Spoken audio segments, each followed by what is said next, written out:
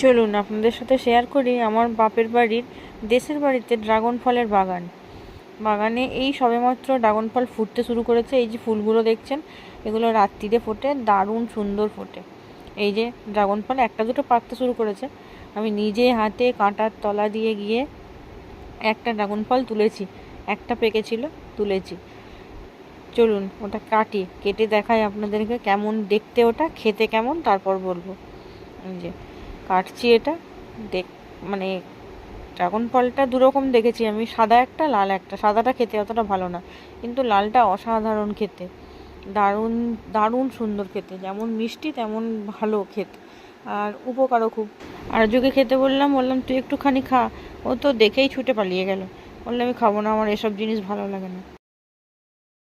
আর উমারানি দেখুন কেমন বসে বসে খাচ্ছে, ও তো খুব খুশি, দারুণ, ও মানে খুব ভালোবাসছে ফলটা খেতে।